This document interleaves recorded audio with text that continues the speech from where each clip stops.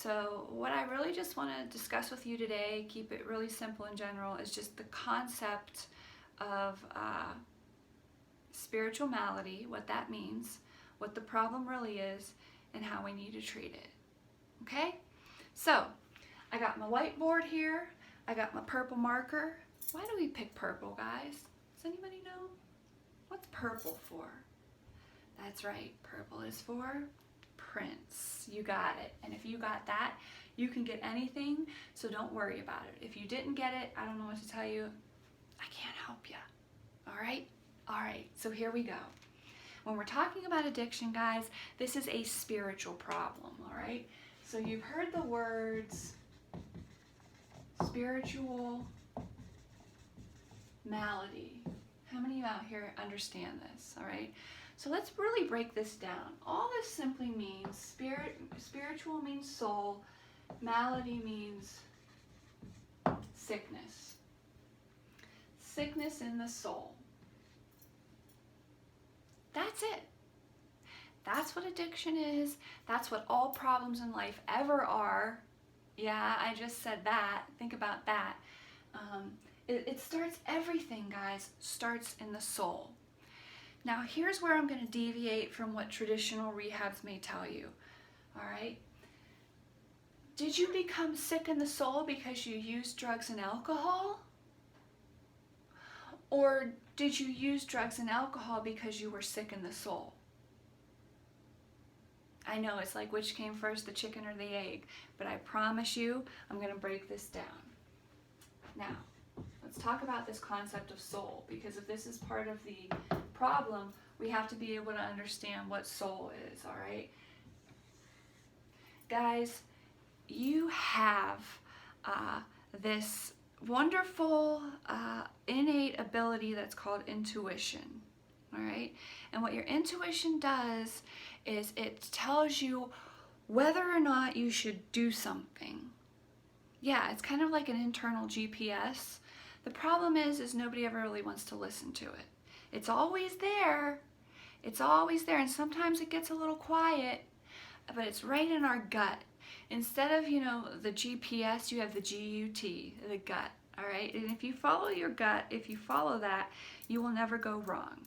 The problem why people stop following their gut or their soul or their intuition or their higher power, consciousness, God, soul, source, universe, energy, the problem with that is because, they see everybody else going one way and they want to go do what everybody else wants to go do. Well, if you're going to follow your soul, your source, your intuition, you got to be willing to go left when everybody else is going right. I mean, that's just the bottom line. Okay? So, also, you don't have a soul, you are a soul.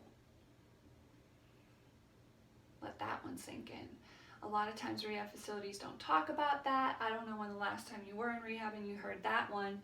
They don't like people to talk about that because they don't want to offend anybody. Okay, when you're talking about spirituality, people get all like, ugh, because they can't clearly define the difference between spirituality and religion, which are very two different things.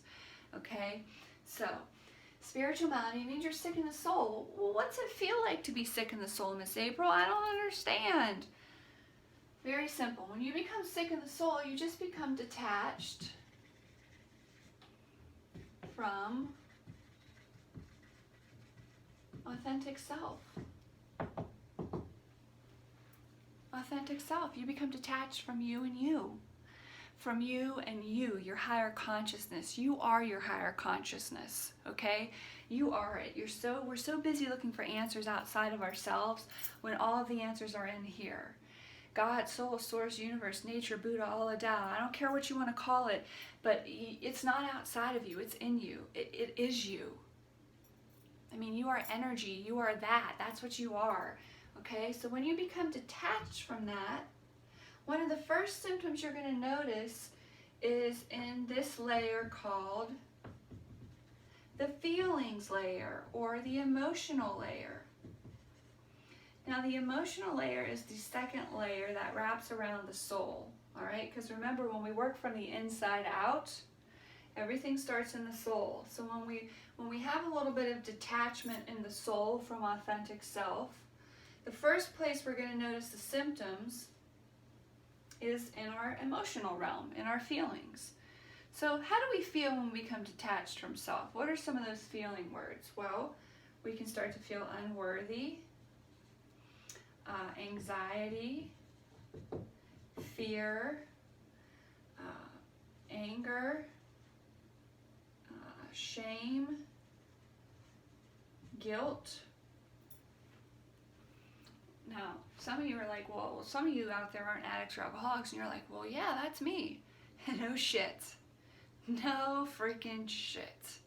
Because, guys, I just can't wait to share all this stuff with you. It's so big, like, I don't want to overwhelm you because you're going to feel like you're drinking out of a fire hydrant, okay? But stay with me here. So you become detached in the soul, you start to not feel good. Now when you start to not feel good, now watch this. There's the third layer, and this is the mental part of us, the mental dimension, and this is your thoughts. So you get detached from who you really are, you feel off, you don't feel right, you don't really know why, but you don't feel right. And then you start thinking thoughts like, I'm not worthy, I don't belong. Here's a big one, I'm inadequate, I'm not enough. So you see how this starts from the inside and just spirals and works its way out, okay? So in the last dimension, so you detach from the soul, you start to have feelings that are icky, then you start to think unhealthy, negative thoughts, and the last fourth dimension that wraps around us is what, guys? It's physical. And when we're talking about the physical dimension, we're talking about the body. This is where actions happen, okay? This is the action piece of us, the things we can touch. And so if we don't feel good in the soul, we have icky feelings, we think negative thoughts. Now, are we going to make healthy choices?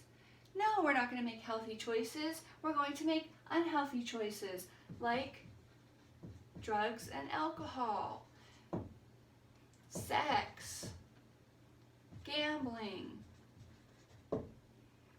overworking. Yes, we're talking processing addictions here. All kinds of stuff here. Now, some people, guess what? Some people are going to still keep the physical front, and they're going to keep doing their regular 9-to-5 thing. They're not going to pick up drugs and alcohol. They're not going to get into sex addiction, gambling, hoarding, all of that stuff, eating disorders. All of these fall in here. Now, some people don't do that. Okay? Now, some people will remain detached in the soul, feel like shit, think shitty thoughts. Say that 3 times fast. Think shitty thoughts. But then make it all look good on the outside. All right? Like, they'll be driving the nice car. They'll have, they want to get the best looking partner. They want to have the nicest house. They want to have the most money. But they never touch drugs and alcohol. Well, what I'm going to tell you is they're just as sick. It's like their gas gauge is bordering E. Their E light just hasn't come on. That's it. All right? And what do we call these people? If we don't call them drug addicts and alcoholics because they're not using, what do we call these people that go through life this way?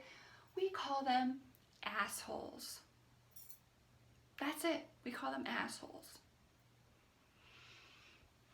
So, where does this start? Now, traditional treatment is going to tell you that you have all these problems because you started to use drugs and alcohol, then you started to think negative thoughts, then you started to feel negative emotions, and then you became detached.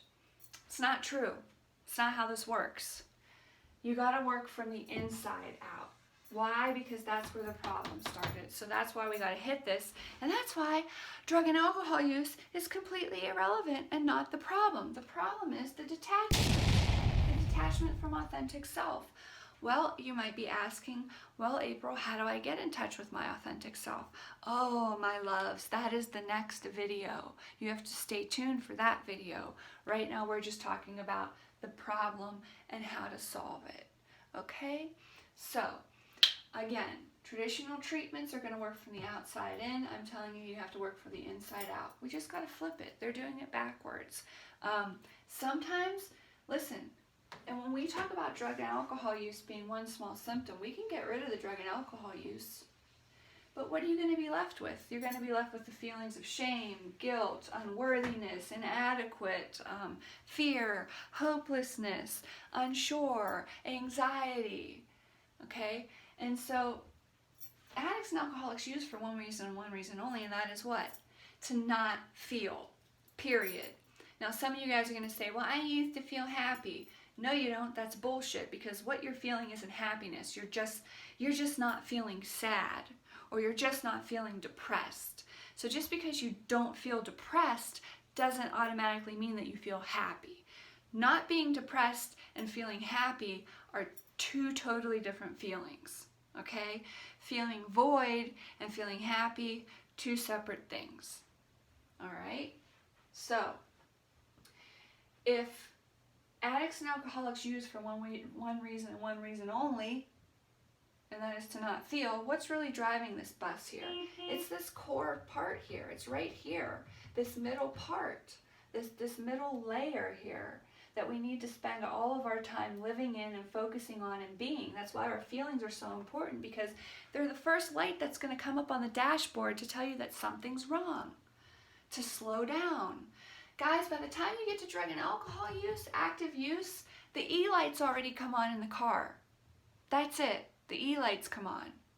And there are people out there who are driving around with their needle on the gas gauge, bordering the E-light, but the light's not on, and they want to act like they got their shit together.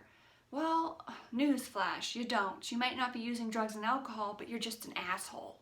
Okay? So don't get too excited. And that's why drugs and alcohol are not the problem. If you have any questions, feel free to drop your comments. I look forward to making some more content for you, and I look forward to giving you some more rants, because this stuff just gets me so hyped. All right? So, thanks for tuning in. It ain't perfect, but it's rock and roll.